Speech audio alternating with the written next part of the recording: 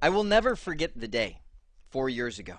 I'm running one of these little gems in my house for all my personal data. It's running RAID 5 stripe set with parity, where it actually stripes all the data across 4 drives. So I could lose any one drive, kind of like this one right here, and it still keeps all of my data, right? So people would ask me, well, Jeremy, what do you do for your data backups? I'm like, oh, I use RAID 5. They're like, what's that? I explain the whole thing. Wow, that's amazing. I'm like, yeah, I don't know what the common man does. So I come home and I see the light on the front of this little box, amber, and I'm like, oh, what's that? And it says right on the display, it's like, you know, disk number 3 is bad. And I'm like, oh, well, Jeremy, being a good cookie, has gone out and always keeps a spare drive sitting beside this box. I'm like, oh, okay. So I power it down, open the side, pull out drive 3, which is right about there, and pop in the new one and turn it back on.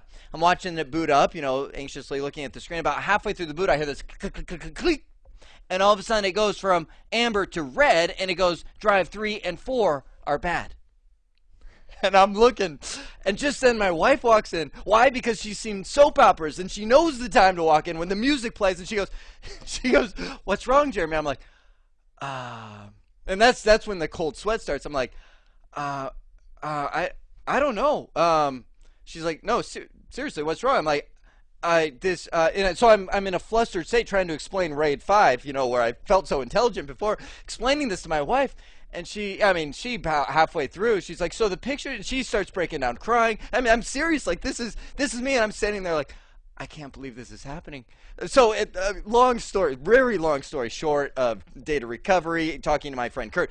Now, I can honestly say never, ever, ever, ever, ever, ever buy an iX4 from iOmega. It turned out, this is why it's a happy ending, the RAID controller on this little box is bad and actually has known issues because I recommended this box to my friend. It's happened to 3 out of the 5 people I've recommended this to never buy an iOmega iX4. I'm just saying it out there, right? So anyway, after reassembling and deassembling, and I was able to save the data, and oh my goodness, you never want to be there. I know it's a little longer intro, but I just want to say you never want to be there. Welcome to Backup Options for Amazon Web Services.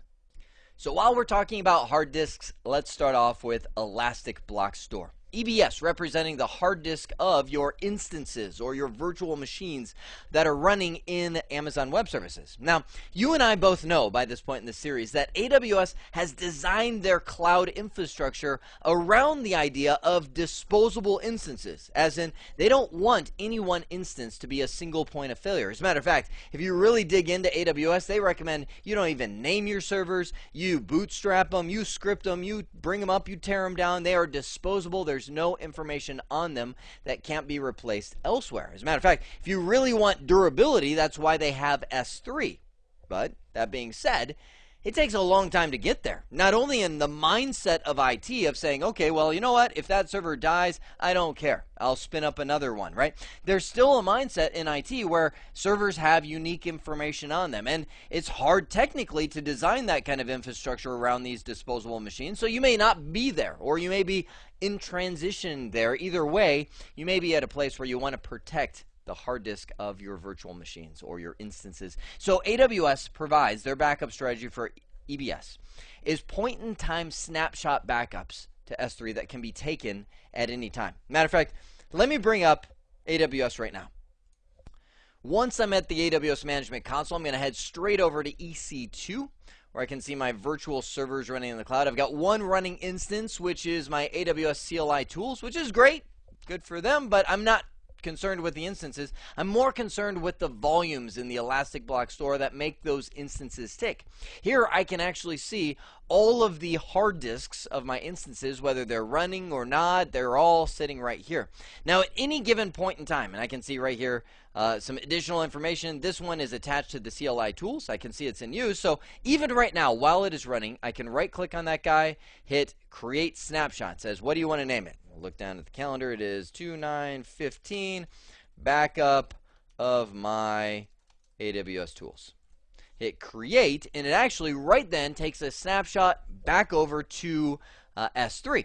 Now it automatically generates snapshots. That's manually doing it. If you ever create an AMI right? If you ever want to take this thing, ship it off, sell it, do anything with it, you can come in here to hit image, hit create image, and this is where you go through and name your AMI, and you can replicate it and create other AMIs and things like that. Whenever you do that, it is going to take a snapshot backup as well. So if I come down here to the snapshots, that's what you'll see when you see all these created by create image. Create image is actually a little API or script that runs in the background anytime you generate one, but right here, generate an AMI, right here is my backup of AWS tools, and you can see it's completed. My little 8 gig snapshot stands by, ready for me to do anything I want. From here, I can delete it, but I can also create a volume or an AMI, an image, out of it. Let's use that to transition right back over here. You can, using these snapshot instances, generate brand new volumes. You can then resize them. Like if you maybe 8 gigs wasn't enough, you want to expand it, which is typically very difficult to do if you have like Ubuntu running and you want to kind of tack on more space. Well, you can just destroy the instance that's running, create a new one, and resize it when you create the new EBS volume. You can copy it, create clones. You can share it to other AWS accounts, sell it on the marketplace, whatever you want to do. You can use them to generate other EBS volumes as well as a cold store backup kind of thing. Be careful.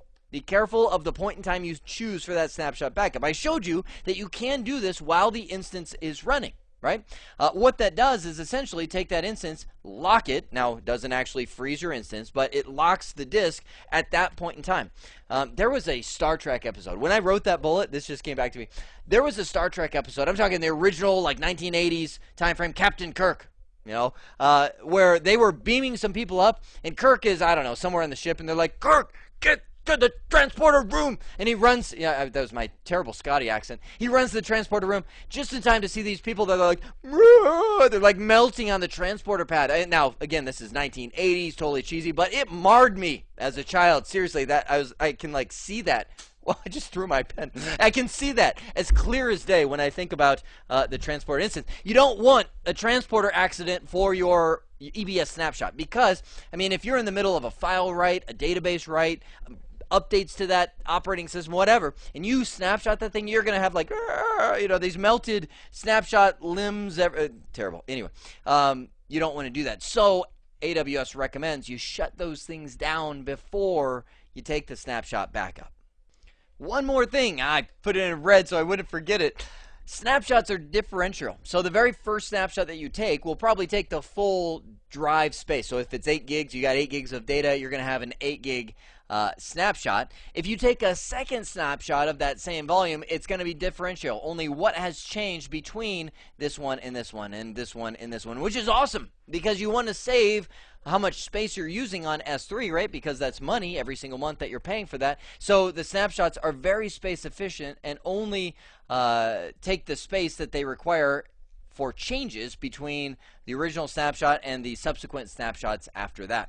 Now, one thing worth mentioning, removing a snapshot only removes the data not needed by other backups. So for instance, if you're like, oh, that one was a big day, I'm just going to delete that. Well, first off, that would totally hose your backup strategy because you deleted a midstream differential backup, so you kind of miss a whole chunk of data in the middle. But what Amazon does is they're like, oh, we're smart enough to make sure that you don't mess this up. They'll actually take that and merge that into the subsequent snapshots so that you don't end up with missing data in the end. So keep in mind, with this backup strategy, you're not going to save a lot of backup by going and even deleting the original. You're going to see the backup size stay the same because it essentially moves all of the data to the next backup in line. All right, next question. We're backing up from EBS to S3, so what makes S3 so safe? Well, it just is. It's 99.9999% durable. Why? Because they actually store your data in S3 on multiple devices in multiple data centers with multiple disk redundancy underneath. I don't know what formula all goes into this, but essentially there's 1 in 15 bajillion chance in 15 million years that you're going to lose something in S3. Okay, so does that mean it's a true backup strategy? Not necessarily, not alone, because it's just like my RAID 5 on my drives at home, right? RAID 5 is great, but if I delete data off of that purposely, like I go in there and say, I want to delete these files, and I don't have any other backup, then I'm stuck, right? So first level of backup, and this is definitely a non-traditional backup. When I think backup, right, I think about taking data off a server and you put it somewhere else, like on a tape or something that you put in a safety deposit box, or you know what I mean. That's the traditional backup. But when you think about S3, it totally bends the paradigm, right? Because you're like, well, I am taking my data and putting it on something else. And then when you turn on versioning on S3, that becomes a valid backup strategy. What is versioning? Well, versioning means that if I delete a file or change a file, it creates a different version of that behind the scene that at any point in time I can go back to, and that versioning has the same durability as S3. Isn't it weird? It's like an in-stream, out-of-stream backup strategy, right? That's why I was like, oh man, what a perfect little sign for this. So, okay, well then how does that work? Well, all you got to do is go in S3, choose whichever bucket you want. I'll just choose my fluffy CBT Nuggets AWS.com, and I can go to the properties for that bucket and turn on versioning. Now, as soon as I turn this on, you'll be able to see versioning cannot be disabled, only suspended, like it won't create new versions, but essentially that's all you have to do, and now I've got versioning enabled, and I have a truly valid backup strategy for this. But keep in mind, that will become costly over time depending on the kind of data that you have going on there. If you have a lot of changes in multiple versions, that's going against your S3 storage, so that can add up. Be careful of the cost on that. What other backup options for S3 do you have? Well, that's where Glacier comes in, where you get that penny per gig backup, or even less, which is offsite or cold storage. I shouldn't say offsite, but cold storage. Essentially, I don't know what Amazon has behind the scenes. I just think of a little man in a golf cart, right? Because Glacier is not going to be that instantaneous backup and restore like versioning is. You have to wait a couple hours to get to that data. But that is really cheap, essentially off stream or offline storage, if you will, for a backup strategy. So you could do that. You could do offsite backups, and once you go offsite, I mean, the sky's the limit. You set up a VPN or use a oh, my mind just blanks. The Direct Connect for AWS, where you go to another data center, right? And then you can set up whatever backup software, because you can map straight up to an S3 bucket and back up from there. Or you can use another production server. You know, spin up a server that is AWS based, and then install whatever backup software you want on there. And again, it's a different paradigm shift, because again, I think it's just I'm so used to holding the backup tape, right? You know what I mean? So it doesn't feel like we're backing up, but we are when you set up a different instance inside of AWS and install whatever backup strategy software, whatever backup software strategy you want on there, and then point to your backup location. Last style of backup that we'll talk about here is RDS backups. That's a relational database service. If you're going through the series in order, we probably haven't gotten to the RDS nuggets yet. They're coming, but essentially this is the AWS managed database that you can spin up just like you spin up an EC2 instance. It's that easy. There are two backup strategies for this, automated and snapshot based. When you first start in RDS, the whole goal of RDS by AWS, I feel like I'm still in acronym soup. The whole goal of this relational database service is to be so easy, it automatically does backups. You essentially pick an 8-hour window that you wanted to do a backup in, and it will do a 30-minute backup at any point in that 8-hour window. You can do snapshot backups at any time. Now, you see me go into the GUI of AWS, right-click, and it's the same thing for RDS. Just right-click and hit snapshot, and it will create a snapshot-based backup. But keep in mind, you can generate an instance that runs the AWS toolset and have it run a snapshot backup every 30 minutes of the day if you want to. Only thing to keep in mind is that on the RDS, it will cause a brief I/O freeze of a few seconds, few being 2, 3, 4-ish kind of time frame, to where that database is locked while it's generating that snapshot backup.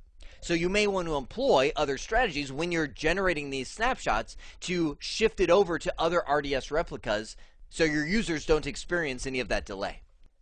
Oh, even seeing this image again, coming back to the opening slide, reminds me of the trauma. Anyway, you can see how easy it is to generate these backups for AWS for the major services that you're storing your information in. Now all you need is a strategy. I hope this is informative for you, and I'd like to thank you for viewing.